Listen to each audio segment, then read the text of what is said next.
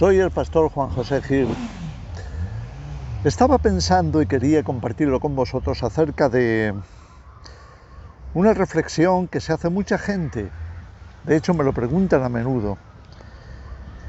¿Qué va a pasar con la reconstrucción del tercer templo? ¿No se supone que antes de que venga el fin, antes de que venga Jesús, el anticristo, se haya manifestado como Dios en el templo de Dios, como leemos también de la pluma de Pablo en 2 de Tesalonicenses 2, haciéndose pasar por Dios?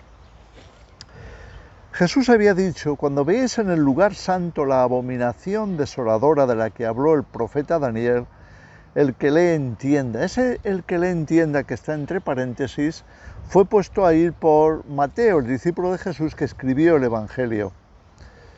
¿Qué significa eso de que el que le entienda? ¿Qué tenemos que entender? A mí me gustaría reflexionar en esta tarde acerca de eso. En el Antiguo Testamento las cosas eran muy diferentes. Cuando la Torá era la que gobernaba Israel, las leyes de Moisés, ya fuera en el desierto con el tabernáculo o posteriormente cuando se construyó el templo de Salomón, aquel primer templo que era el esplendor, la gloria de Jerusalén y de Israel. Después ya sabemos que hubo distintas invasiones y efectivamente hubo dos reconstrucciones del templo, la de Zorobabel y luego la de Herodes el Grande. Pero también sabemos que Tito, el que sería emperador, pero entonces era general de los ejércitos de Roma, sitió Jerusalén, la destruyó y también el templo. Entonces, ¿queda por reconstruir un templo? Esta es la gran pregunta. Según el dispensacionalismo, tiene que haber un templo para que el anticristo se pueda declarar Dios. ¿Será así? Bueno, esa es la pregunta, esa es la gran pregunta a mi entender. Porque estamos en el Nuevo Testamento y en el Nuevo Testamento las cosas han cambiado sustancialmente. Así como en el Antiguo Testamento y en la ley, todo lo que se nos decía era sombra de lo venidero. Cuando vino Cristo y ya estamos en el Nuevo Testamento, entonces las realidades se harían patentes, ya no serían sombras. El templo era una sombra. ¿Y una sombra de qué? Lo explica Jesús, o lo da a entender, como leemos en el capítulo 2 de Juan. Él estaba en el templo precisamente en ese momento y estaba arrojando a los mercaderes, diciéndoles que no hicieran de la casa de Dios cueva de ladrones, porque era una casa destinada a buscar a Dios en oración. Pero aquel templo fue destruido. Ahora, ¿qué iba a decir Jesús cuando los políticos, los sacerdotes, los líderes religiosos le preguntaron que por qué hacía aquello? O sea, ¿cuál era su autoridad para hacerlo? ¿Qué señal tenía él? ¿Qué le representaba a él? Y entonces él dijo algo muy, muy interesante que se ha quedado registrado, como digo, ahí en ese segundo capítulo. La expresión concreta de Jesús fue esta: destruir este templo y en 3 días lo levantaré. Vaya, aquello sorprendió a los líderes religiosos y seguramente políticos que estaban allí delante de él. Estaban extrañados. ¿Cómo es posible? ¿Cómo se podía hacer eso? Por supuesto, había un conflicto de mentalidades. La mentalidad del Antiguo Testamento era una mentalidad de lo físico, el templo físico. Ellos solo pensaban en el templo físico, pero Jesús estaba pensando en su cuerpo. El templo de Dios realmente es su templo. Ya lo había dicho desde el principio, desde la construcción de Salomón, cuando Dios se reveló, diciendo que ningún ser humano puede construir un templo a Dios. No se le puede construir un templo a Dios. Ningún ser humano podría hacerlo jamás, por mucho que se esforzara. Pero en el Antiguo Testamento lo físico era muy importante, y era importante como sombra de lo que había de venir. En el Nuevo Testamento, el templo verdadero, y si estamos pensando en un tercer templo, tenemos que pensar en términos del Nuevo Testamento. El Nuevo Testamento nos habla del cuerpo de Cristo, nos habla de los creyentes. Somos nosotros el templo.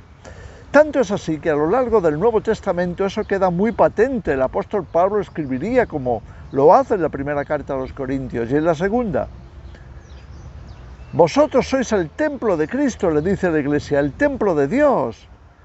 Vosotros los creyentes. ¿Sabes?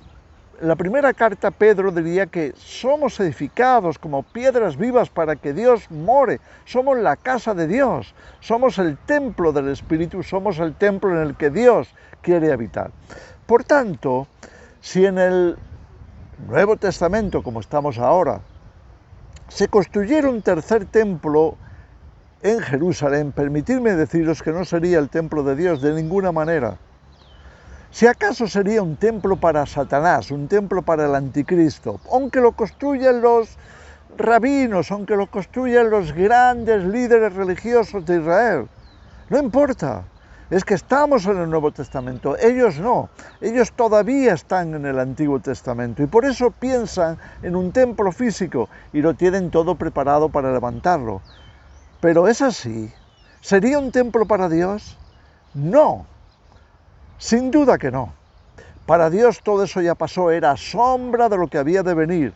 Y lo que tenía que venir era Cristo, y lo que tenía que venir era el templo levantado por Jesús como templo de Dios, hecho de piedras vivas, diría el apóstol Pedro, hecho de piedras vivas. Si no entendemos esto, nos podemos equivocar mucho, porque hay muchos cristianos que están incluso colaborando económicamente para ese templo, ese tercer templo. ¿De qué están hablando? ¿De qué se trata todo eso? Mira, no me asombraría nada que, ya sea el sistema del anticristo, su sistema religioso, lo que sea, se propongan levantar un templo, pero os aseguro que no será el templo levantado a Dios, será un templo de Satanás levantado para el mismísimo anticristo. Si no entendemos esto, nos vamos a perder una gran parte de la interpretación que necesitamos para comprender muy bien de qué se trata. El tema no es tan sencillo como seguir sencillamente lo que dice el profeta Daniel o lo que dicen algunas escrituras acerca de un lugar santo, de una posible reconstrucción del tercer templo, que en realidad es una conclusión que nosotros hemos hecho al interpretar esas escrituras, pero no es así. El tercer templo ya está siendo levantado. ¿Sabes desde cuándo? Desde hace ni más ni menos que 2000 años. Llevamos 2000 años de reconstrucción de ese templo. Desde que Jesús comenzó a evangelizar, ya se comenzó a levantar.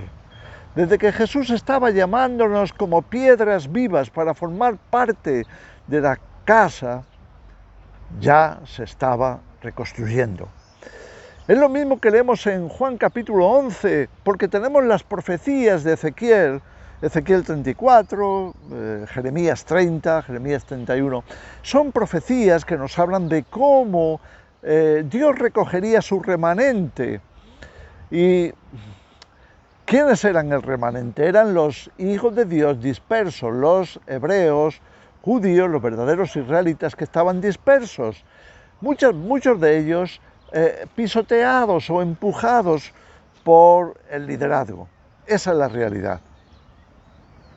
Entonces, cuando Ezequiel escribe por inspiración divina el capítulo 34, nos habla precisamente de cómo el Señor mismo recogería ese remanente, lo reuniría de todas las naciones para que volvieran, para que le adoraran a Él, para que fueran uno en Él.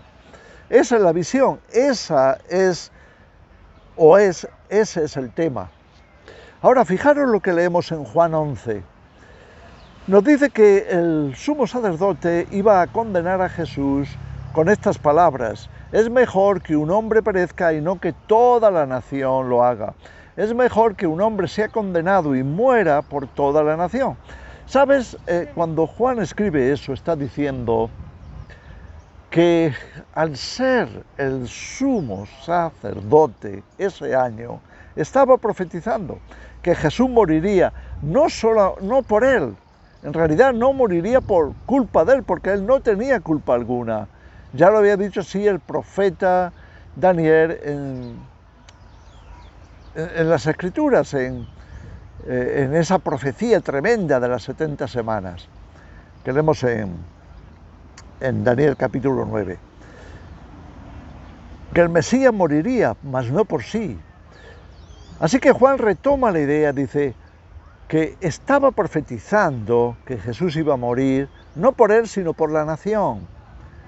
Y ahora Juan añade algo súper interesante, y no solo por la nación, sino para congregar en uno a todos los hijos de Dios que estaban dispersos. Congregar en uno a los dispersos, eso es recoger el remanente. Cuando se habla de recoger al remanente, se nos está hablando de la misión que el Mesías iba a tener de llamar a todos los verdaderos hijos de Dios para unirse a Él, para formar su templo, para formar su cuerpo, para formar ese tercer templo, no te quepa la menor duda. Todos nosotros estamos siendo la obra de Dios, construyendo ese templo que finalmente estará ubicado en la Nueva Jerusalén, pero no será un templo de piedra, no será un templo físico, seremos nosotros. Juan dijo muy claramente al ver la Nueva Jerusalén que no había templo en ella. No hay un templo físico, estamos en la realidad, no en las sombras. Ya no estamos bajo ninguna sombra, ninguna cosa anunciada proféticamente que no sea la misma realidad espiritual cumplida por el Mesías. Así que no esperemos más ese templo, no hay que esperar nada más. ¿Sabes qué va a pasar? Va a pasar que el anticristo y su sistema se van a implantar precisamente por la ignorancia que hay al respecto de estas cosas, se va a implantar en el lugar santo, en el templo, que somos los creyentes si no estamos alertas para no dejarnos engañar. Jesús lo advirtió claramente. Hablando de Mateo 24 y hablando de acontecimientos, lo primero que dijo es mirar que nadie os engañe, porque engañaría, si fuera posible, aún a los escogidos. ¿Cómo? Implantándose, poniendo su imagen en ese templo, poniendo la abominación desoladora. ¿Dónde? En el mismo creyente, en el corazón del creyente, en las venas del creyente, en la mente del creyente. Si no somos conscientes de esto, dejadme deciros que vamos a errar el blanco. Nos van a engañar. El pueblo de Dios puede ser engañado, no te quepa la menor duda.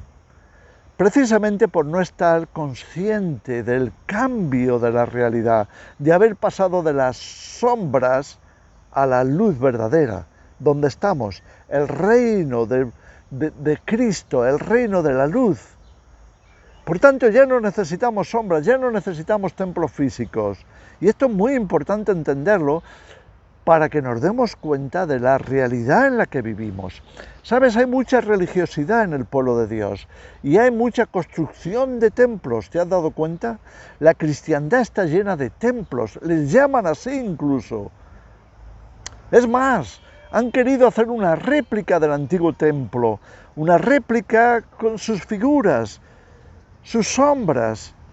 ¿Qué es sino esa caja que ponen en los templos católicos diciendo que allí está el Santísimo, es el lugar santísimo? ¿De qué están hablando?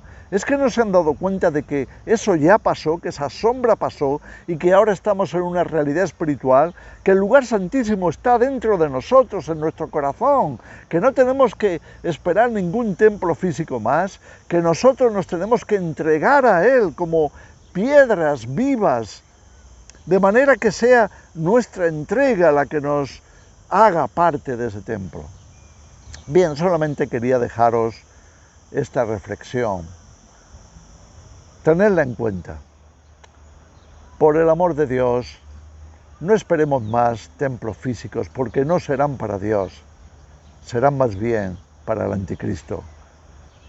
estemos más bien alertas a vivir la realidad sobrenatural, la realidad espiritual, que nosotros somos el templo, que tenemos que cuidarlo adecuadamente, que no podemos dejar que nadie lo usurpe, nadie se apodere de él, nadie nos esclavice, nadie se apodere de nuestro cuerpo, de nuestra sangre, de nuestra mente, de nuestro corazón, de nada de lo que es el templo de Dios verdadero que somos nosotros.